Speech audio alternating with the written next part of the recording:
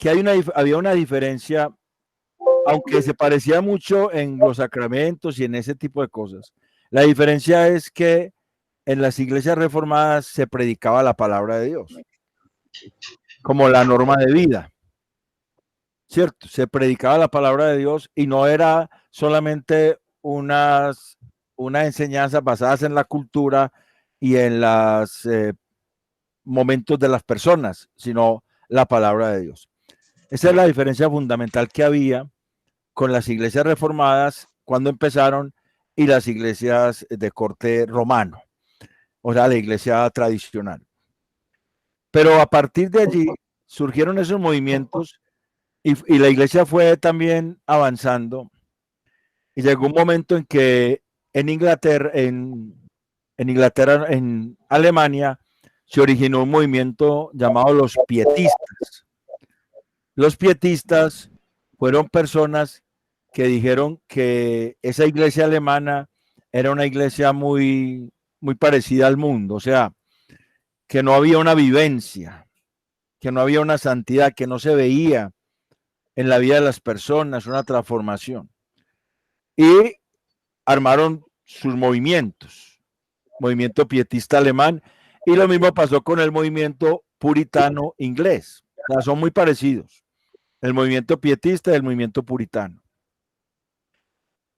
El movimiento puritano surge en Inglaterra a raíz de que Enrique VIII es el rey de Inglaterra y él quiere divorciarse de Catalina de Aragón y casarse con Ana Bolena, y el Papa no le da el divorcio.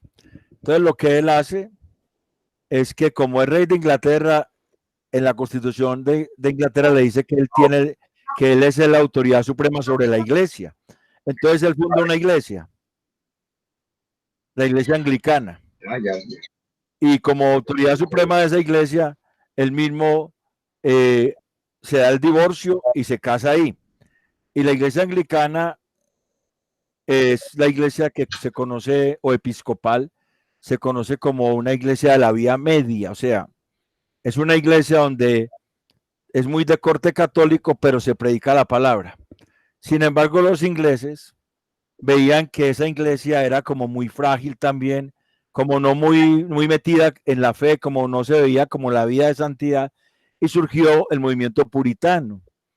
Y ese movimiento puritano, entonces ya propagó el hecho de que la salvación se tenía que ver en las personas. Entonces, de ahí empiezan a surgir movimientos como el arminianismo, que ya había surgido, pero se fortalece, hablando de que la persona muestra que es salva con sus obras. O sea, ahí hay una diferencia todavía muy radical, porque nosotros conocemos personas en las iglesias que todavía la obra de Cristo no se ha perfeccionado, ¿cierto? Conocemos. No podemos decir que esas personas no son salvas. No tenemos como el derecho a decirlo, porque esas personas, según dice Romanos 12, del 3 al 10, el Señor es fiel para que ellos estén firmes. O sea, nosotros no tenemos allí como el derecho de juzgar, porque el Señor hará que ellos estén firmes. Pero era una época de mucha tensión, esa época de la Reforma y los años subsiguientes. Era una época de mucha violencia. Había guerras entre países reformados y países que eran de la religión católica, pues. Estados católicos y estados reformados, y ellos combatían para imponer la fe de un estado en otro. Entonces, los pietistas en Alemania y los puritanos en Inglaterra lo que quisieron era purificar la iglesia, o sea, lo que querían era que la iglesia fuera una iglesia que caminara realmente con el Señor. Y ahí surgen movimientos que hoy en día tenemos. Hoy en día tenemos esos movimientos que son muy excluyentes, que si no sos de esa congregación, entonces no sos cristiano, que te dicen que ellos son los únicos. O sea, las sectas surgen de ahí, movimientos que excluyen a los que no tienen las mismas ideas. Nosotros, como creyentes, tenemos bagaje de todos esos movimientos, de todos esos movimientos. Nosotros hemos recibido información de todos esos movimientos. Nosotros no podemos decir que somos calvinistas 100% o que somos anabaptistas 100%. Nosotros recibimos mucha información y mucha influencia en nuestra formación como creyentes. De hecho, algunos pensamos que es más importante la relación personal con Dios que la relación congregacional. Yo me encuentro ahí. Y eso viene de algo que se llama pelagianismo, que fue por allá en el siglo IV. Pelagio decía que que el ser humano tenía la capacidad de por sí mismo, o sea, sin desconocer la gracia de Dios, tenía la capacidad en su voluntad de agradar a Dios. Eso decía Pelagio. Y eso hizo que a Arminio lo tildaran de pelagianista. Y Arminio dijo que no, que él sabía que no era así, que él sabía que era por la gracia, pero que había una responsabilidad muy fuerte en el creyente. Y esa responsabilidad del creyente también surge de las teologías de Calvino, o sea que tenemos una mezcla. Hay una diferencia entre el arminianismo y el calvinismo, digámoslo hoy en día. Nosotros nos inscribimos en ese lado, en el calvinismo. Decimos, la salvación no se pierde. Yo estoy seguro que no se pierde. Y espero que usted también. Espero que estemos seguros, porque es una obra de Dios. Pero ese movimiento, por ejemplo, el arminianismo, surgió también como una forma de mirar que no todo el mundo que estaba en las iglesias era salvo, como de purificar las iglesias, porque veían gente que decían que creían en Jesucristo y vivían como si no fueran creyentes. Entonces empezaron a decir, si ellos tuvieron fe alguna vez, la perdieron. Si tuvieron la salvación alguna vez, la perdieron. Realmente lo que Calvino dice es que nunca fueron salvos. Que si no hay frutos de santificación en la vida del creyente, el creyente es una persona que no nació de nuevo, por lo tanto no es salvo. Es más o menos lo mismo, solamente que con ese cuentecito que se nos metió ahora, que Hernando sabe que cada ratico le digo, de decirle a una persona, haga una oración de fe. Paul Washer cada ratico su video lo dice, y entonces ya usted es salvo. Entonces, porque piensa que la salvación es por hacer una oración de fe, porque es por fe, pero realmente no entendemos qué es la fe, qué es lo que implica la fe para salvación. Si uno mira la carta de Pablo a los romanos en el capítulo 4, esa fe para salvación es la fe de Abraham. Y la fe de Abraham se mostró con la vida. Entonces, esa fe para salvación en Romanos 4 es la misma de Santiago. Es lo mismo que Santiago está diciendo. Entonces no está diciendo que la justificación sea por las obras o que juntamente las obras con la fe, sino que la fe produce unas obras. La fe del justificado produce unas obras, que es lo que dice Efesios 2:10. Entonces, tenemos que entender que la salvación es de Dios, por lo tanto no se pierde, pero que no todo el que dice que cree en Dios es salvo, que no todo el que dice que cree en Jesucristo es salvo. Y la Biblia nos refuerza eso por muchos lados. No todo el que me dice Señor, Señor entrará al reino de los cielos, por ejemplo. La Biblia nos da ese refuerzo. Entonces, entre todas esas discusiones que se generan, nosotros tenemos que tener muy en cuenta y muy claro que la obra salvífica es de Dios, que la fe que puso Dios en el corazón para salvación es una fe que va a crecer, que va a ir creciendo y que se va a ir viendo en la vida del creyente. Entonces, todo eso se reduce simplemente a dos maneras diferentes de ver el mismo asunto, de buscar que la iglesia sea santa. Los movimientos anabaptistas, los movimientos puritanos, los movimientos pietistas, el arminianismo, todos esos movimientos buscaban la santidad de la iglesia, que la iglesia pudiera ser diferente, que la iglesia pudiera mostrar a Cristo, que la iglesia pudiera vivir para Dios. Eso era lo que buscaban. No es eso lo que buscamos también nosotros. No es eso lo que queremos. No es eso por lo que oramos.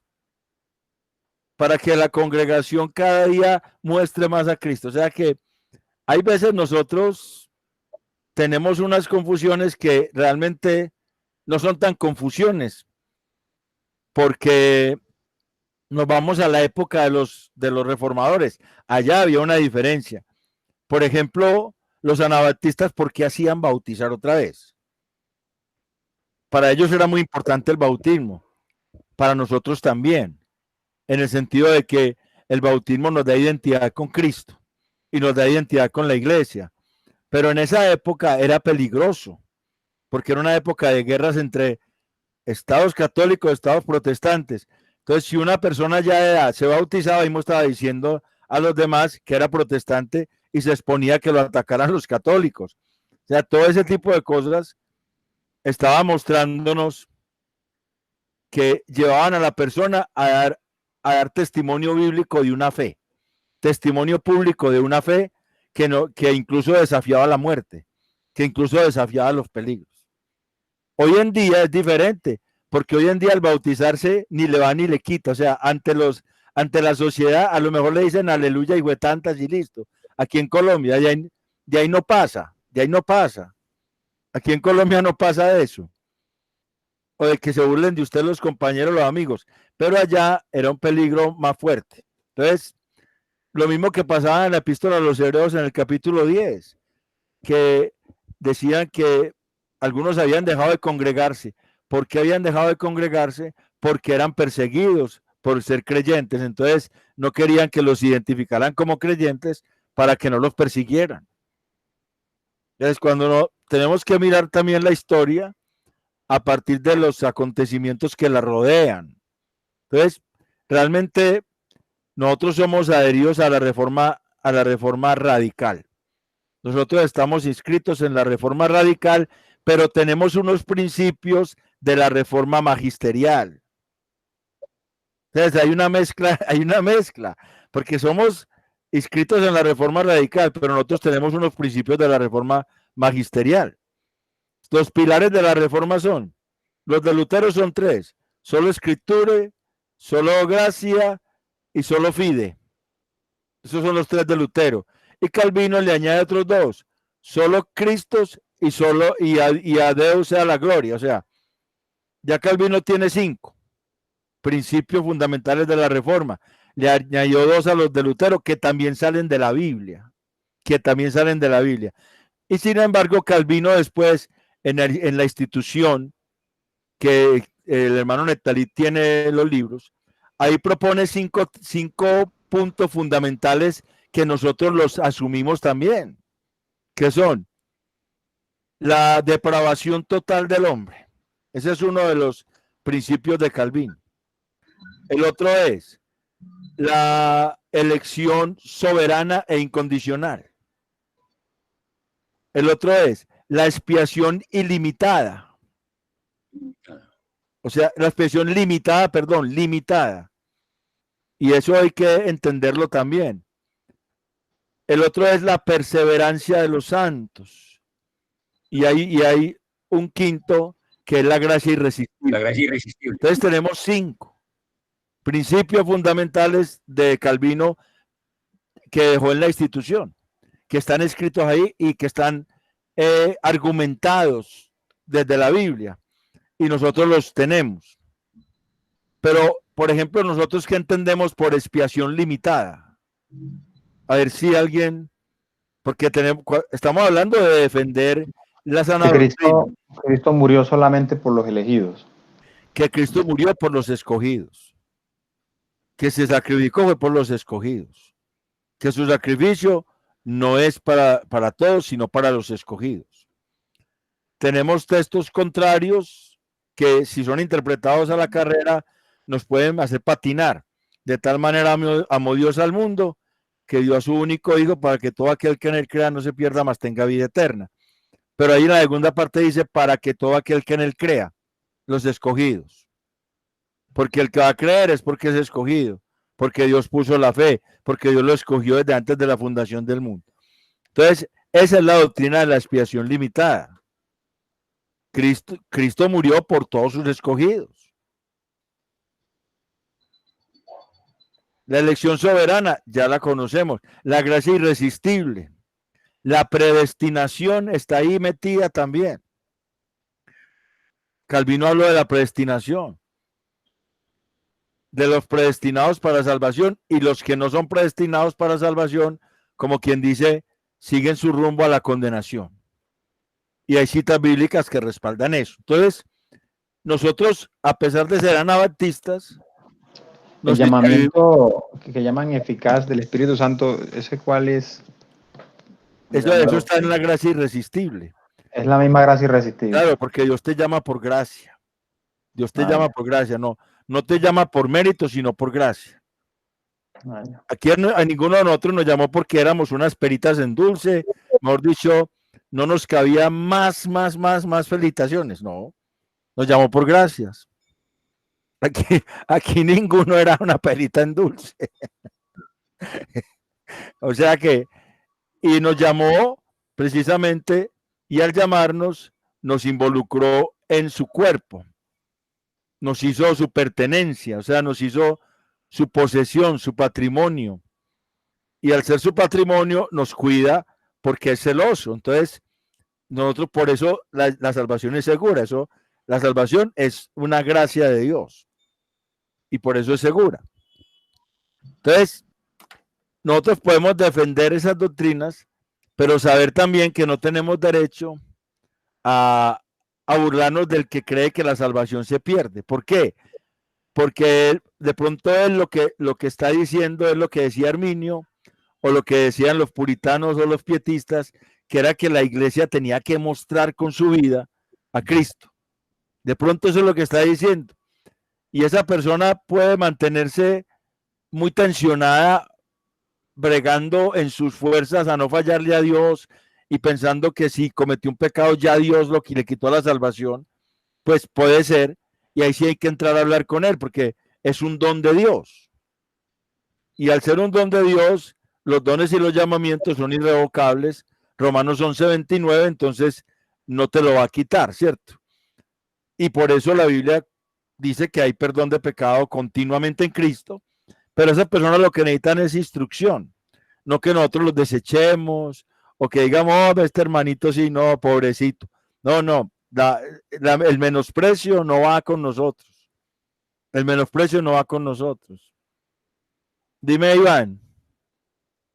Sí, eso es muy claro porque, porque uno de verdad no puede juzgarlo porque muchos de nosotros empezamos por ahí, ¿no? Y en esa lucha, en ese esfuerzo de cuidar la salvación, y bueno, y uno tampoco debe como de menospreciarlos. Yo pienso que pues lo que yo estaba hablando con usted esta mañana, que uno debe tener un equilibrio, y yo pienso que el mayor error que tienen las personas que buscan pues por este lado, ¿cierto? Que se esfuerzan en no perder, es porque pienso yo que ellos piensan que la salvación es algo, es un evento futuro. Sí, es algo que está allá, es algo para cuando se muera, es algo para cuando venga el Señor. La salvación, es que hay que ganar la salvación. O sea, no tienen una buena enseñanza bíblica de que la salvación es un evento pasado, presente y futuro, ¿cierto?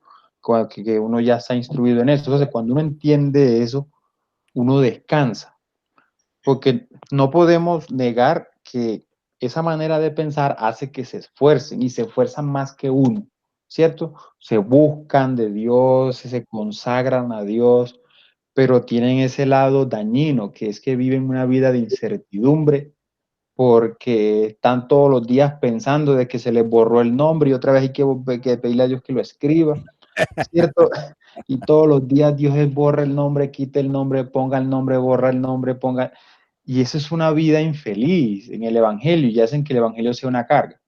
Entonces lo que usted dice, yo reconozco también y lo reconozco, uno debe de esmerarse y esas personas se consagran y se esmeran tanto, pero ya hasta la locura, que de verdad que El por eso evangelio muchas es personas se locura. salen porque piensan El que el Evangelio evangelio es es locura, Iván. pero no para uno. A los que se pierden, no. No hable así que todo, usted está hablando como si estuviera perdido. No, hay gente que ya lo ve como una carga y no. Pero es por eso, porque falta instrucción, ¿cierto? Falta instrucción de que Pero la salvación es un evento pasado, presente y futuro y no simplemente algo cuando nos muramos. O sea, es más fácil que una persona en una iglesia de sana doctrina, en este caso, una iglesia que entiende lo que es la salvación, pueda crecer y felizmente en el Evangelio y gozosa que una persona en una iglesia de esas. Pero yo conozco personas en iglesias de esas que son muy centrados. Ellos simplemente respetan y son muy amables y tienen gozo y los conozco. Son contados, pero los conozco. O sea, el asunto es que ayer hablaba con un hermano también por WhatsApp y me decía que un amigo de él es pastor de una iglesia apostólica, una iglesia apostólica, yo creo que son unitarios, que salieron de los unitarios, la apostólica de Jesucristo. Ah, ve. Sí, sí, yo conozco unos que son unitarios y son Los unitarios creen eso de los apóstoles de ahora. esa iglesia apostólica de Jesucristo salió de la iglesia unitaria y es unitaria. Ay, Dios. Pero Bueno, no es que es de ahora, esa iglesia salió, ellos tienen ya tiempo aquí en Medellín. Entonces él me decía que ese amigo de él es pastor allá y que se crió con él pues cuando chiquito. Entonces este hermano de la iglesia le habla de que hay que leer la Biblia y ese señor le dice que la Biblia es como la gallina, que eso cansa, que leerla mucho hastía. Entonces yo le decía, pero entonces esa persona sí será salva. Yo cuestiono eso porque es que uno en el Señor, uno quiere leer la escritura. Es algo que nace, es algo como tan chévere. Y el Señor lo lleva a uno a leer la escritura y a meterse en la escritura. Eso es un deleite para un creyente. Entonces yo no sé pues por qué decía eso y está liderando una iglesia de esas. O sea, cosas se ven en la viña del Señor. Como le dijo el Papa Lutero, hay un cabalí suelto en la viña del Señor, ¿cierto? Está acabando con la doctrina. Entonces, nosotros tenemos que tener cuidado porque aún nosotros tenemos todavía cosas que no hemos discernido bien en muchos aspectos. Y que la Biblia hay cosas que no son muy claras también. Hay cosas que no son muy claras. Entonces, el respeto es fundamental porque el apóstol Pablo a los romanos en la cita que les dije ahora les decía que ellos no menospreciaran a los que no comían carne, que no los menospreciaran, porque ellos no comían era para el Señor y que los que comían para el Señor y que entonces los otros no fueran a juzgar a los que comían, como hacen algunos que nos juzgan que porque utilizamos ciertas cosas. O sea, hay muchas maneras de juzgar al hombre, pero realmente son por arandelas, no por lo esencial de la escritura. Y allá Pablo está dando esa recomendación de no juzgar ni menospreciar a nadie, porque desafortunadamente pues se ven abusos hay veces en cosas que, que no es bueno uno hacer esos abusos. Entonces, nosotros tenemos que tener en cuenta que la Biblia es singular. La Biblia es singular. La Biblia es la que nos va a dar la pauta, siempre. Lo que dice la segunda carta a Timoteo 3:16 es fundamental, porque toda la escritura es inspirada por Dios y útil para enseñar, para redarguir, para corregir, para instruir en justicia, a fin de que el hombre de Dios sea perfecto, enteramente preparado para toda buena obra. Allá tenemos una singularidad de la Biblia en cuanto a la perfección o a completar al ser humano. La singularidad de la Biblia en cuanto a su propósito de completar al ser humano. Es un libro que completa al ser humano, perfecciona, lo hace perfecto. Y la palabra perfecto allí es una palabra que significa que lo hace fresco, que cada día lo completa y lo hace fresco, como que nuevo cada día. La escritura. O sea, lo va transformando día a día y lo va renovando y lo va haciendo completo. es como ¿Cierto? dice que es ¿cómo es? El plerú, que lo llena. No, pero no es plero ni es teleios. La palabra que está allí de perfecto es la palabra artios y significa Ah, ya. fresco. y viene de un verbo que es airo, que significa elevar, o sea, que lo carga y lo refresca todos los días, a fin de que todos los días esté refrescado, esté fresco en Cristo. Ese es el propósito. Entonces, es inspirada, significa que es soplada por Dios, insuflada, la escritura. Pero al mismo tiempo presta un servicio, es útil, presta un servicio. Es el medio para que el creyente pueda ser completado en una renovación constante en Dios. Ese es el asunto allá. Entonces, por eso nosotros tenemos que confiar plenamente en la escritura. Es que es un beneficio para nosotros. Ella nos enseña, y la palabra enseñar es que dicta una norma. Ella dicta una doctrina. Ella nos da normas. Allí la palabra enseñar es la palabra didascalía. Y esa palabra es como poner la norma sobre las cosas. Por eso era que los reformadores decían que la Biblia era la norma de en todos los asuntos de conducta y moral y fe. La norma, ella pone la norma. Es que Pero una cosa que estaba escuchando a Paul Washer hoy era que, pues, durante todas las cosas que hablamos de la reforma, ¿cierto? Los 5 puntos, pero el punto principal que nació la reforma era por sola escritura. Ese era el fundamental, de que la solo Biblia sea escritura. eso, de que la Biblia sea la norma para todo. Por eso es que nosotros tenemos que estar pendientes de la Biblia. Por eso, para nosotros es algo fundamental. Pero también la Biblia redarguye, y esa palabra es que amonesta, refuta, convence, reprende, da certeza. O sea, me va convenciendo a mí y va cambiando el argumento que yo tenga. Ella lo va cambiando y va poniendo el de ella, el argumento de Dios, la certeza de Dios. También corrige. Y esa palabra, por ejemplo, Luis Fernando Muñoz, que él es mecánico industrial, él sabe lo que es, por ejemplo, una corrección en un tornillo, por ejemplo. Lo que es hacer una corrección en la rosca de un tornillo. Lo que significa eso. Cuando alguien lleva los carros cada año, que hay que llevarlos a que le hagan una rectificación. Eso es la palabra corregir allí. Rectifica. Entonces, de tal manera que pueda engranar mejor la vida de acuerdo a ella. Cuando un tornillo queda con un borde muy burdo, no entra, se pega en la rosca, se atasca, se daña todo. Entonces, pero cuando llegan y lo rectifican con el nonio, el pie de rey, y lo miden milimétricamente y le pasan los aparaticos, ya queda funcionando como es. Esa es una de las funciones de la escritura. Esa es la función corregir. Y la rosca está mala, la tuerca no entra, hermano, y hay que corregir eso porque... Exacto. O sea, digamos que la escritura es como, yo sé que el hermano aquí me entiende, es como la ficha técnica. O sea, como usted dice, hay que reparar esto, pero tiene que tener un punto de referencia de cómo es el estado ideal de esa pieza, ¿cierto?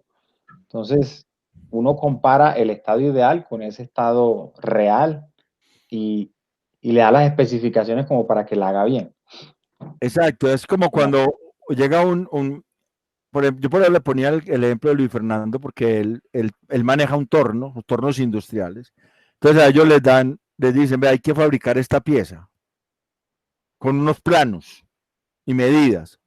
Y las pone, termina y todavía ve que hay que pulir y que hay que volverla a meter y que hay que ponerle otro aparatico hasta que la pieza quede igualitica. Eso es lo que hace la Biblia. Eso es lo que dice corregir. Va rectificando hasta que, mira que dice preparado para toda buena obra, hasta que el hombre de Dios sea perfecto, o sea, que sea una persona que sea enteramente preparado para toda buena obra. ¿Y cuál es la buena obra? ¿Cuál es la buena obra a la que tiene que llegar cada creyente? Que la Biblia dice. Enseñar. Corregir, reacudir. eso lo hace para que podamos llegar a hacer esa buena obra. Pero ¿cuál es la buena obra? La buena obra es llegar a ser a un varón perfecto como Jesús. Exacto, esa es la buena obra. A la estatura de Cristo Jesús. Lo mismo que Esa dice es la Romanos cita técnica. 8:30, lo dice Efesios 4:12 y 13, Romanos 8:30, hasta que lleguemos a la altura de un varón perfecto de la estatura de Cristo Jesús. Esa es la buena obra, o sea que ella va rectificando hasta que nosotros cuadremos ahí en esa buena obra. Ese es el asunto de la Biblia. Por eso es la Biblia perfecciona al hombre. Por eso nosotros tenemos que saber que este libro para nosotros es fundamental, no lo podemos dejar de lado, no podemos poner ningún otro libro a su altura. No podemos poner ningún comentario a la altura de la Escritura. No podemos poner ninguna teología, por más maestro que sea el que la haya hecho, a la altura de la Escritura. Porque es la Escritura inspirada por Dios, insuflada por Dios. Eso es muy diferente a los otros libros. No podemos caer en el error de los fariseos que ponían la palabra a la altura de la tradición, o la tradición a la altura de la palabra, o la iglesia romana que hace con la tradición algo tan válido como la palabra. Por eso ponen los dogmas a la misma altura de la Escritura. Le están quitando autoridad a la Escritura y le están dando una autoridad a algo que no la tiene. Entonces nosotros también tenemos que tener cuidado con eso.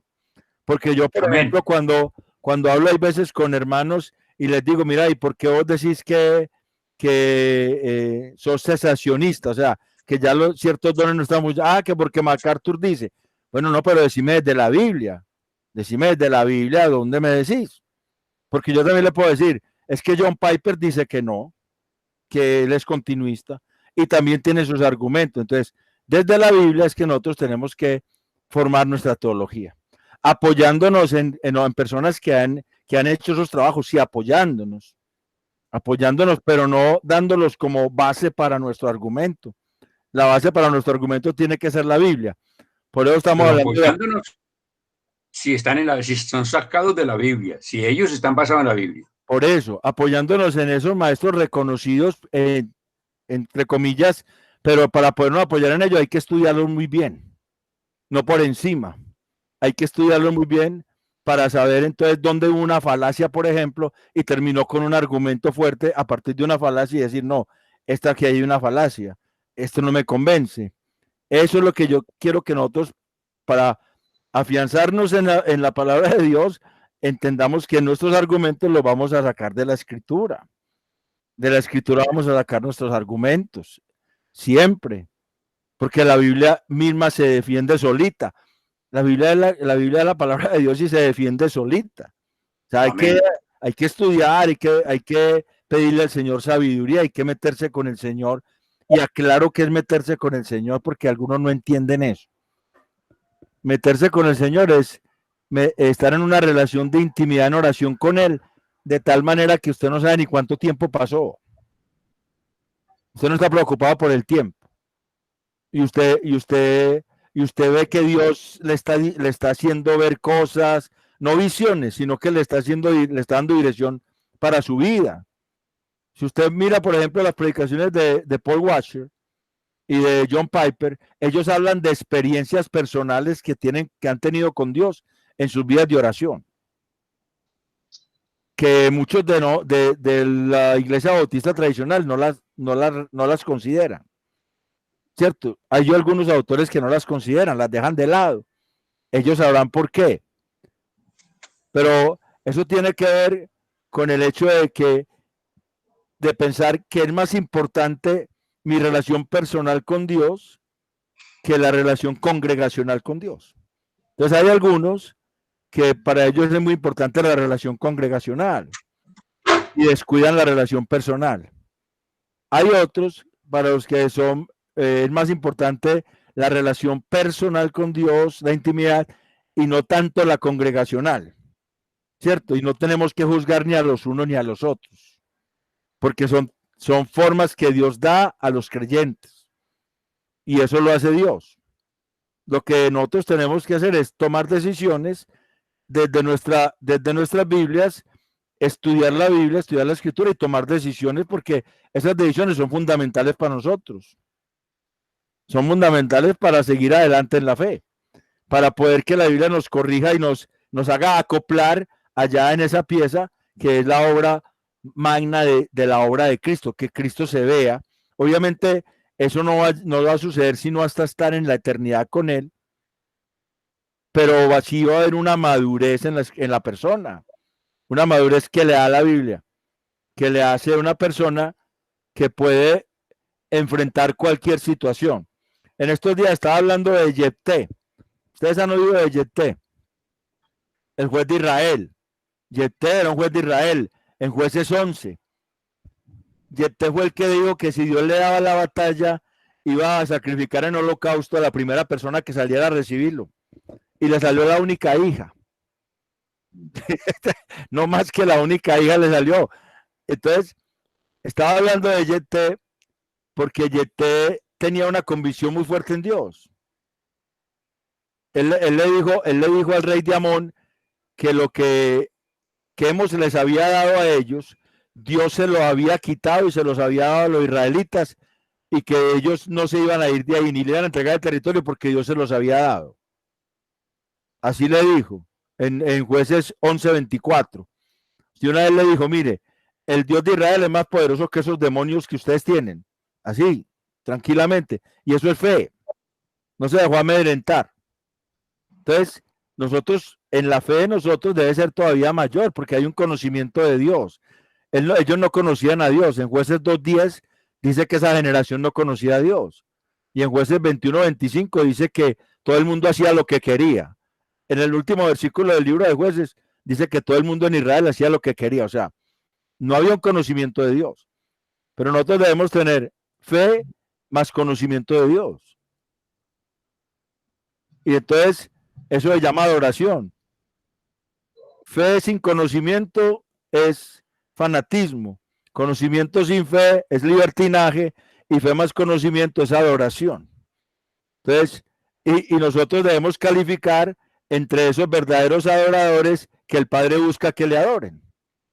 Es fe y conocimiento. Jesús le dijo a la samaritana, es que nosotros sabemos en quién hemos creído. Nosotros sabemos que la salvación viene de los judíos, así le dijo. Y ustedes adoran en ese monte y nosotros en Jerusalén, pero lo importante es que nosotros sabemos a quién adoramos, ustedes no. Pues para ponerlo en los términos. Entonces, nosotros debemos tener una fe sólida que desde la Escritura nos permita hacer apologética. Porque es el libro que nos va a formar a nosotros el carácter. Conocer eso de la Reforma es muy tremendo. Yo sé que hay mucha literatura, eso está lleno de literatura.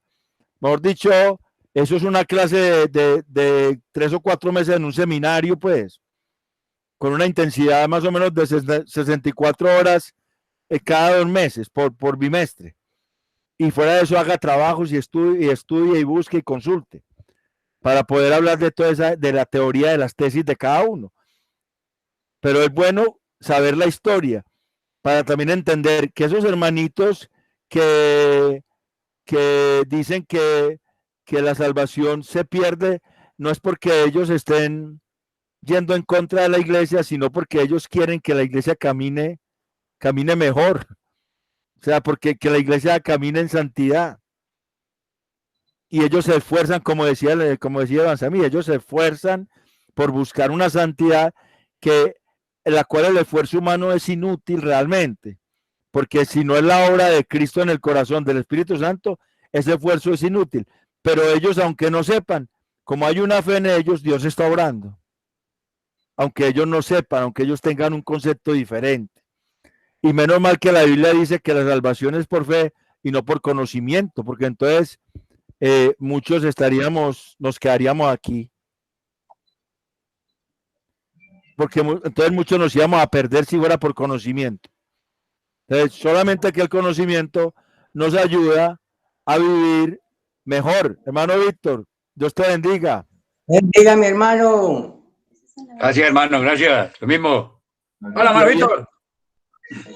Y ahí en ese versículo de 2 Timoteo 3:16 dice, preparado para toda buena obra, y esa palabra preparado significa equipado completamente, o sea, completamente equipado.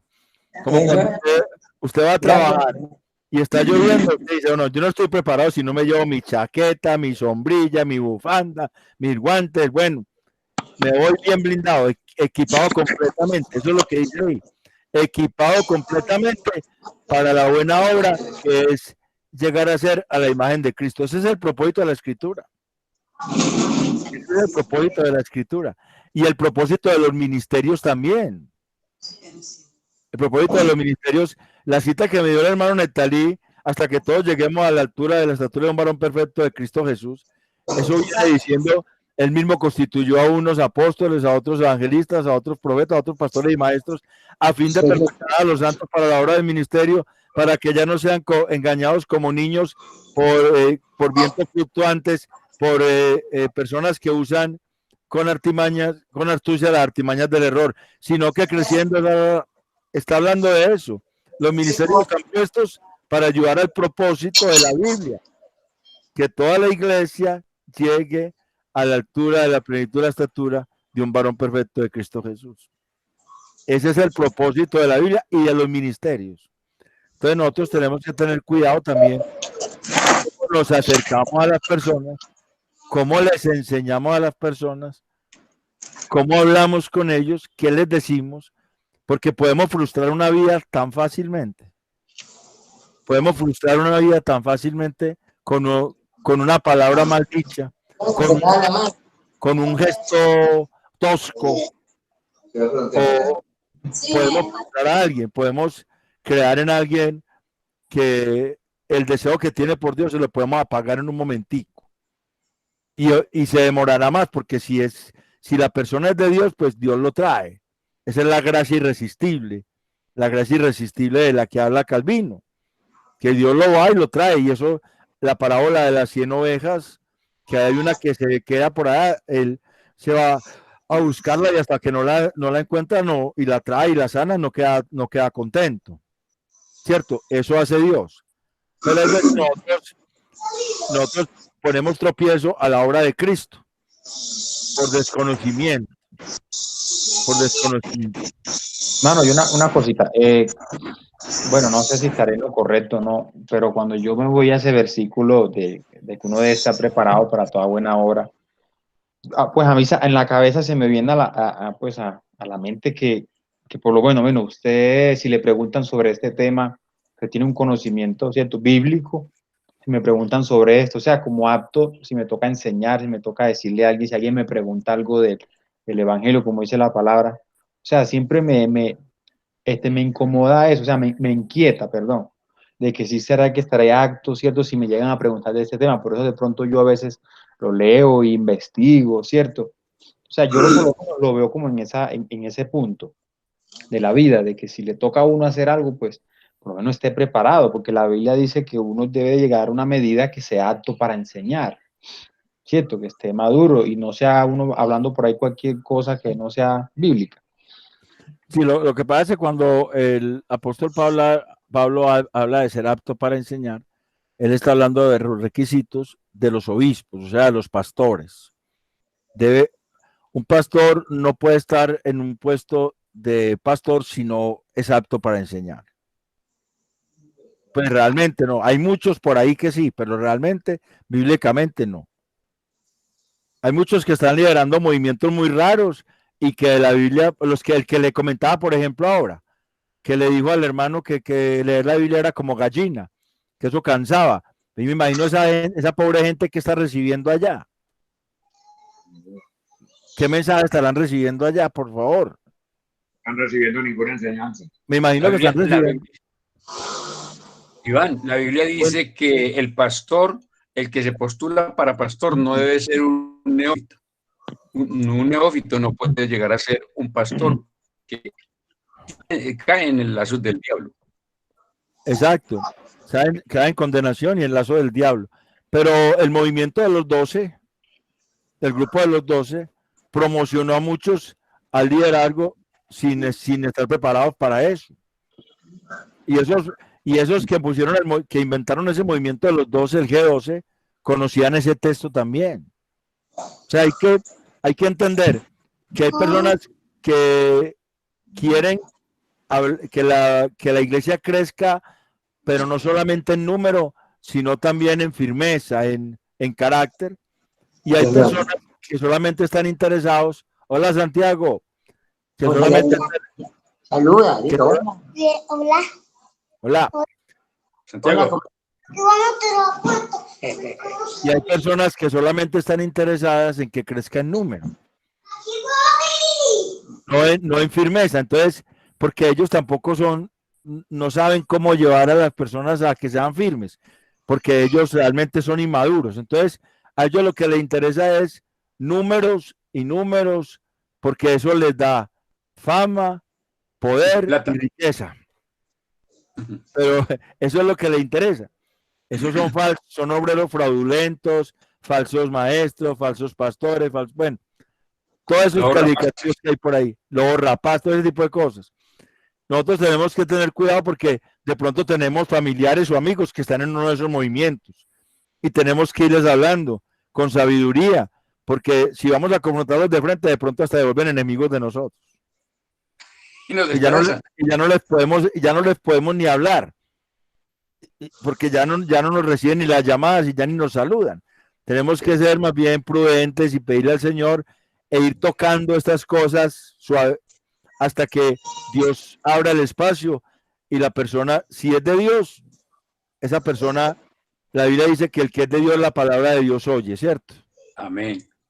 Y también dice en Juan 3:34 que el que es enviado de Dios, las palabras de Dios habla. También dice. O sea, no solamente oye, habla.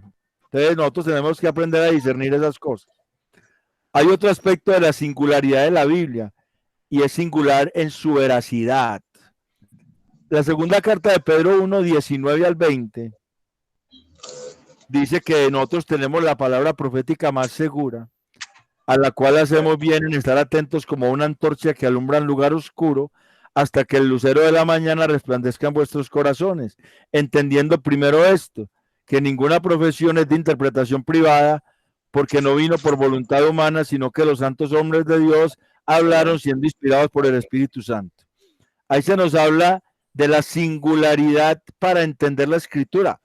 Pedro está diciendo, mire, es la palabra profética más segura. O sea, esta palabra es segura. Usted se puede anclar ahí, pero es segura porque le va a hacer ver. Dice que usted tiene que mirar a ella como una antorcha que alumbra en lugar oscuro. O sea, la Biblia nos da luz para nosotros movernos en medio del mundo, en medio de las confusiones que generan todas estas doctrinas, por ejemplo, que hay ahora. La Biblia nos da luz para movernos, pero tenemos que estar atentos a ellas. ¿Hasta cuándo? Hasta que el lucero de la mañana resplandezca en vuestros corazones. O sea, hasta que Cristo venga. Amén. Hasta que Cristo venga. O sea, es un libro que tiene que ser de cabecera nuestro todos los días, a toda hora. A toda hora. Porque es singular en su veracidad. Ella nos va llevando en la claridad de las cosas. Nos va dando claridad y nos va dando luz y nos va dando dirección. Pero ella misma debe entenderse desde la voluntad de Dios. Y ahí es donde está el problema. Porque la voluntad de Dios se revela más y más en la medida que la persona se consagra más y más. Claro. Entonces muchas personas son perezosas para consagrarse a Dios. Entonces, en lugar de estudiar la Escritura, de meterse con Dios, ya dije que era meterse con Dios, entonces ellos van y miran comentarios y con eso quedan contentos. Con eso quedan contentos porque hay una pereza de irse verdaderamente a postrarse ante Dios, a estudiar el texto para poder entenderlo, porque eso, mire que el versículo 20 dice, entendiendo esto, o sea, que hay una cosa del entendimiento, que no es de interpretación privada, y la palabra interpretación ahí es una palabra que significa explicar O sea que no se explica humanamente. No se explica humanamente. Por eso es que usted puede tener todos los argumentos humanos para hablar de la escritura y decir, mire, nosotros creemos esto, esto es esto, conocerse todas las doctrinas. Pero la persona a la que usted le habla, de pronto ni le interesa eso, ni entiende. ¿Por qué? Porque ella debe ser explicada desde la voluntad de Dios. Ahí está la parte de que la Biblia tiene, que ella no vino por voluntad humana, o sea, no vino por un deseo subjetivo de los hombres, ni la vamos a explicar con ese deseo subjetivo de que la gente entienda la palabra de Dios, sino que ella vino por hombres santos de Dios. O sea, ahí está la palabra santos. Los santos hombres de Dios hablaron. Inspirados. Y la palabra inspirar ahí significa que Dios fue delante de ellos, los cargó, los llevó. Es diferente a la palabra inspirar de ahorita de 2 Timoteo 3:16. Aquí es diferente. La palabra allá, la palabra inspirar allá, era la palabra feonestos, soplado de Dios. Y aquí la palabra inspirar es la palabra fero, que viene de un verbo que significa llevar o cargar, traer, acercar, ir delante. O sea que fue Dios delante y hablándoles a ellos, ellos hablaron porque Dios iba adelante, porque Dios les iba mostrando lo que iban hablando. De igual manera, para entender la escritura, Dios tiene que ir adelante. Dios tiene que ir delante, y por eso la persona, cuando más busca de Dios, más se abre el entendimiento de la escritura. Amén. Más Amén. se abre el entendimiento de la escritura. Esa es la singularidad que tiene la Biblia. ¿Por qué? Porque la Biblia es un libro inspirado por Dios. Por esa razón, Dios está hablando ahí. Por eso se llama la palabra de Dios. Amén. Eso se llama la palabra de Dios. Como dice el salmista, abre mis ojos para mirar las maravillas de tu ley. Sí, abre el entendimiento. Abre el entendimiento. Pablo le oraba a los colosenses para que Dios les abriera el entendimiento y a los efesios y Dios les diera un espíritu de revelación en el conocimiento de Dios, o sea, les abriera el entendimiento para poder conocer a Dios. Y por eso es que la primera carta a los Corintios capítulo 2 termina diciendo que nosotros tenemos la mente de Cristo, versículo 16 de primera carta a los Corintios, y que no puede ser entendida por el hombre carnal o el hombre natural, sino por el hombre espiritual. Y ese hombre espiritual va creciendo en la medida que buscamos a Dios, que buscamos su presencia, que nos conectamos con Él. Por eso es que es muy importante esa oración de intimidad con Dios. Por eso es que es muy importante esa relación de intimidad con Dios. Porque Dios va mostrando lo que Él dice y entonces esa claridad va siendo mayor para tomar decisiones en la vida. Porque el texto empezó diciendo que tenemos la palabra profética más segura, a la cual hacemos bien en mirar como a una antorcha que alumbra en lugar oscuro. Cuando nosotros nos buscamos más de Dios, esa antorcha va siendo todavía más, alumbrando más. Esa antorcha va alumbrando más y va dispersando las tinieblas. Y Dios se va mostrando en la escritura, obviamente. Por eso es que yo veo la predicación de Paul Washer o de John Piper y yo veo que ellos cuentan ciertas experiencias y yo digo, gloria a Dios, porque son hombres de oración. En cambio oigo a otros y digo, estas personas saben mucha Biblia, todo eso, pero poca oración. Pues mi concepto de otros, ¿cierto? Sí, sí.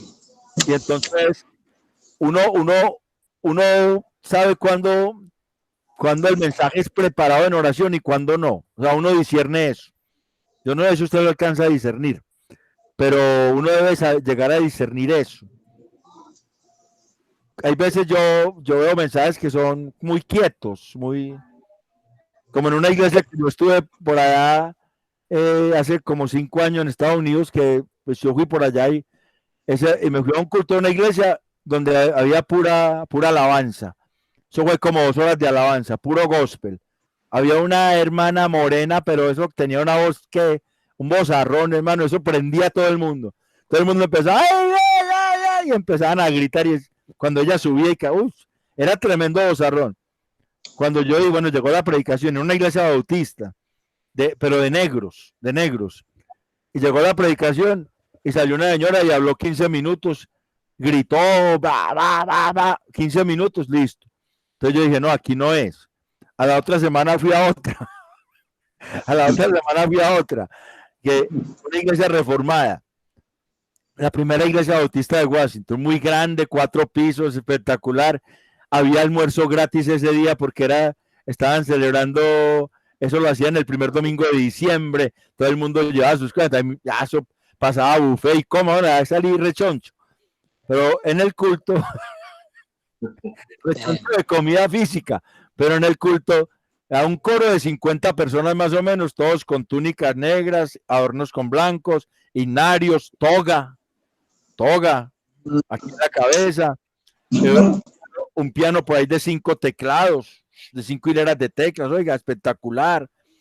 Listo. Llegó la predicación y eso parecía una momia parada predicando, hermano. No mostraba emociones para nada. Ay. Parecía una momia ahí parada, tieso y predique, detrás del burladero, o sea, del atril, parado, y ni siquiera reía, ni se ponía serio, ni lloraba, nada. Yo tampoco es. O sea, tampoco es así. O sea, hay que tener un equilibrio entre ese tipo de cosas.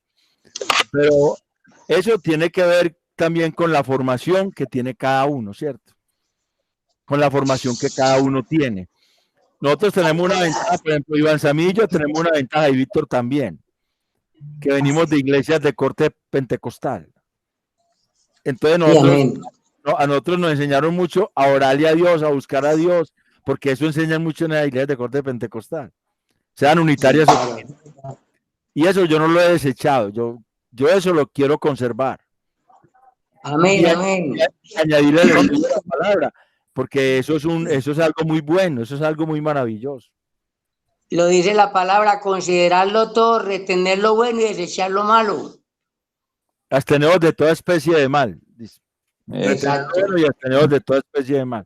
Es que Sí. lo que usted dice, hermano, por lo menos Paul Washer, que yo también es uno de mis predicadores que escucho, porque, o sea, es una mezcla entre la predicación bíblicamente sana y la emoción y está lleno del espíritu. O sea, una vez que le hicieron una entrevista allá en España de un señor que también ya a veces por ahí predica muy bueno, que si cómo eran los sermones, y se metía toda la semana y, o sea, escudriñaba ese sermón que iba a decir el domingo, que él decía que cuando ya llegaba el domingo, pues casi no necesitaba ni siquiera ver los apuntes, porque es como si todo ese sermón estaba como hirviendo en la sangre de él, así lo decía. O sea, Amén, llegaba el domingo y él quería como explotar, tenía una cantidad de cosas para decir. Y es eso, o sea, duró toda la semana preparándose en oración, que ya ni siquiera los apuntes veía, porque ya sabía, era como un torrente, hay una represa esperando el domingo, así lo decía. Y es eso, o sea, esa palabra bíblica con espíritu, con emoción, con el fuego que caracteriza a una persona que está metida en intimidad con Dios. Eso. De hecho, yo le oí decir algo en un sermón, que él estaba clamando en oración. O sea, él es una persona que saca un tiempo para orar en el que no tenga que hacer nada, pues. Que no tenga que ponerse un tiempo que ya llegó la hora y me tengo que ir, no. Y entonces él estaba clamando porque la esposa de él tiene una enfermedad, no me acuerdo qué enfermedad es, pero es una enfermedad que a ella le duele mucho cierta parte de la columna, creo que es. Y él estaba clamándole a Dios por la sanidad de la esposa, clamándole. Y se metió en un armario, se metió en un closet. Él se metió a orar en ese closet. Y él decía algo así parecido a lo que dice Jacob cuando le dijo al ángel: si no me bendices, no me voy. Hasta que no me bendigan, no me voy. O sea, él era y el hombre no sabe cuánto tiempo pasó ahí hasta que el hombre supo que que ya Dios la había escuchado, que ya Dios iba a orar. Y salió, o sea, es ese tipo de oración. No es un tipo de oración de que me va a poner una horita para orar. No.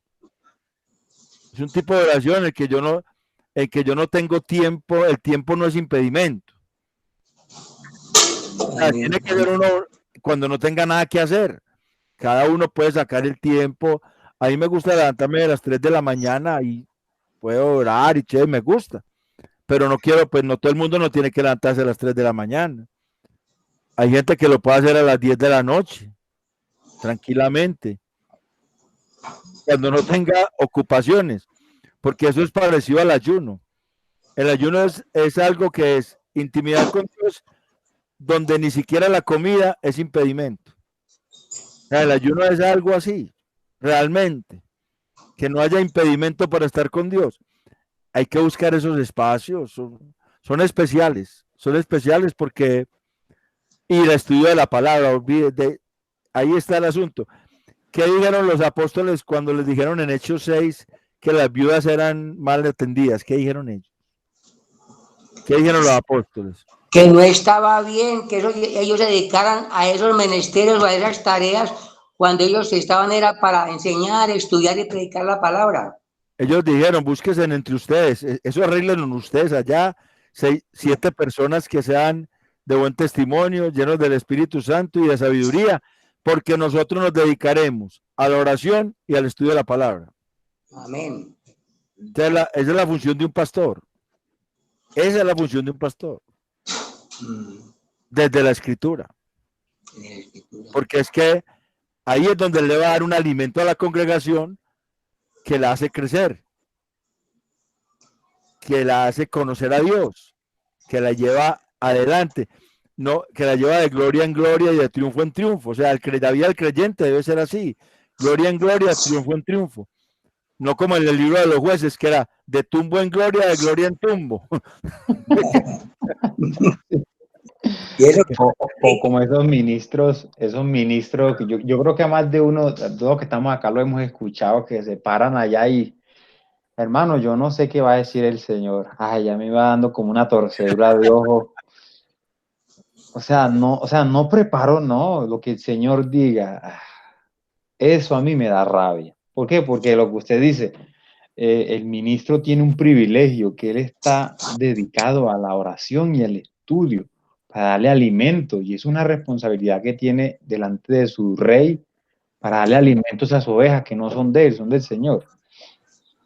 Amén. Esa es la función principal de un pastor. Entonces, hermano, dime, también hermano, hacer lo posible por bregar a tener un encuentro real y personal con el Señor, y leyendo la palabra lo va consiguiendo uno, o teniendo bregar a hacer lo posible por tener la mente de Cristo. La mente de Cristo la obtiene uno leyendo la palabra todos los días y a la hora que uno pueda leerla, ¿cierto?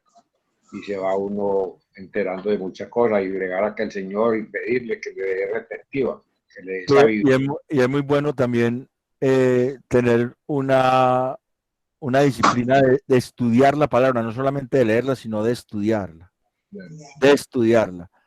Tener herramientas para estudiarla y estudiarla. O sea, yo coger, por ejemplo, un texto y no es quedarme contento con lo que leí, sino que, bueno, me voy a meter en el texto y voy a ver qué texto qué dice para mí. Porque ese texto, así es como la palabra va rectificando, o sea, va corrigiendo esos detallitos que no dejan casar la tuerca con el tornillo. Va haciendo una rectificación. Yo no sé quiénes tienen carro o han tenido. Yo nunca he tenido carro, a no ser un carrito que en invierno no se puede sacar porque no deben de paleta. Cuando niño me regalaban carritos. Nosotros tenemos uno aquí para ir para la minorista a mercar, pero ese no sirve, ese es un carrito que uno lleva allí al lado. Pero los que tienen carro tienen que hacer cada año unos balanceos, rectificación, todo eso, para que el carro esté bien, enteramente preparado para salir y andar y en el camino no quede varado porque se le cayó una llanta, una tuerca, bueno, cualquier cosa. Ese es el propósito de la escritura, que nos pueda a nosotros amoldar y hacernos a la imagen de Cristo. Y ella lo va haciendo, obviamente, pero no es solamente leyéndola, hay que escudriñarla, hay que estudiarla, hay que meditar en ella, que eso es algo fundamental. Y a lo que los mismos reformadores apuntaron, a una vida rendida a Cristo, sobre todo los radicales, porque los radicales fueron los que vieron que había mucha gente en esas iglesias que no se distinguían de la gente de la iglesia tradicional. Y hoy en día también, esa es la queja además de un pastor, que la vida de las ovejas de la iglesia se parece mucho a la vida de los vecinos, que no son de la iglesia. Entonces, ¿qué va a ser la diferencia? La oración y el estudio de la palabra, obviamente, en la dirección de Dios, porque eso produce algo que uno no sabe ni cómo explicar, pero Dios va rompiendo con cosas que son impedimentos para la vida cristiana, para la vida de fe. Y una de esas cosas que es bien difícil de romper es el criticar a otros. Con eso tenemos que luchar mucho, porque el que es capaz de refrenar la lengua es un varón perfecto, dice Santiago, capaz de refrenar todo su cuerpo. Entonces, este bichito de aquí es peligroso, y ese es el que hay que orarle mucho al Señor para que nos dé mucha prudencia, como nosotros tratamos a personas que, siendo creyentes, de pronto no creen lo mismo que nosotros, pero son creyentes. Yo no puedo decir que Arminio no era creyente, porque entonces yo diría que John Wesley no era creyente. John Wesley era arminiano. Adrian Rogers era arminiano. El pastor Adrian Rogers era arminiano. Yo no puedo decir que Adrian Rogers no era creyente, porque era arminiano, no. Simplemente él entendía la responsabilidad como algo tan de él, que a veces nosotros no la entendemos así. Nosotros sabemos que es una responsabilidad nuestra, pero sabemos que el que nos hace saber eso es el Espíritu Santo, el que nos hace entender eso, y Él es el que nos lleva. Entonces, para que tengamos eso en cuenta, John Wesley, ¿cuántas iglesias no fundó? Por ejemplo, por favor, ¿cuánta obra misionera no hizo? Él era un puritano, o el leyano puritano en Estados Unidos, se fue de Inglaterra a Estados Unidos, y la obra que hizo fue tremenda, y era arminiano. O sea, él pensaba que la salvación no simplemente era por creer en Jesucristo, sino que tenía que ver. Eso tenía que ver en la vida. Y eso creo que también lo mismo pensaban los otros reformadores, solamente que algunos no los entendieron. Y la verdadera iglesia del Señor debe entender eso. Amén. Debe entender eso. Para eso está la oración y el estudio de la palabra. Entendiendo que la Biblia es singular en su veracidad y es singular en su propósito y en muchas otras cosas. La singularidad de la Biblia es la única que ha resistido los ataques de todo el mundo durante mucho tiempo, y ahí sigue. Ahí sigue vivita y coleando, siendo el libro más traducido en los idiomas del mundo, siendo el libro más vendido, siendo el libro que cambia más vidas de todos, porque es el único que verdaderamente transforma la vida del hombre, y ha sufrido ataques todos los que usted quiera, pero ahí sigue, es singular en eso, en su existencia. La Biblia es singular, es única en su existencia, y hay muchas cosas, pues, pero que nosotros entendamos también. Gloria a Dios que podemos tener en este momento un conocimiento de Dios a partir de la Escritura, con unas bases sólidas, y sigamos creciendo en eso, dejando de lado cualquier orgullo, cualquier altivez, cualquier soberbia. Eso hay que dejarlo de lado, porque si Dios nos ha permitido conocerle, es porque Él lo ha hecho. no son nuestros méritos, es Él. Entonces toda jactancia queda excluida, porque ¿qué tienes que no hayas recibido? Y si lo recibiste, ¿por qué te jactas? Dice el apóstol Pablo. ¿Listo? Entonces, listo, hermano, Dios te bendiga. Ya estamos terminando. Luis Fernando Muñoz ya se nos retira. Cuando Dios lo bendiga. Amén, Dios te guarde, Luis. Sí. Bueno, entonces, ustedes bendiciones para todos. Me dirán que podemos seguir trabajando desde la apologética.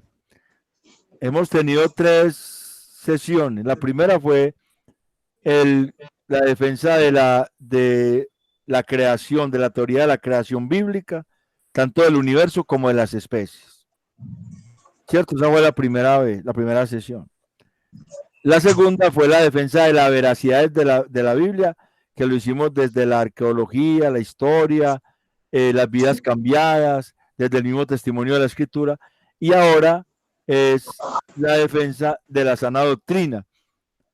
Nosotros sí tenemos que defender la sana doctrina, claro, sobre todo para que no nos dañe a nosotros y a nuestras familias. Y tenemos que estar pendientes si de pronto vemos a algún amigo nuestro o algún familiar que está metido en un movimiento de esos, y como les dije ahora, con mucha prudencia, hablarle. Porque yo me acuerdo que por allá había un grupo, un grupo que ustedes lo conocen, la Cruzada Estudiantil y Profesional de Colombia, que muchos empezaron ahí y hoy están en iglesias muy sanas, ¿cierto? Y entonces había unos líderes, por allá tenían una célula en Villahermosa, y la célula era en una casa donde la señora tenía una estatua, ni la hijo de mamá así grandotota, una gruta. Y entonces siempre hacían, y un día le dijo a la persona que lideraba, le dio por decirle a esa señora que ya era tiempo de quitar la estatua, y hasta ahí los dejó entrar. Hasta ahí, se la echaron de enemiga, entonces ya no pudieron seguir hablando de Cristo. Se nos puede pasar eso si no somos prudentes.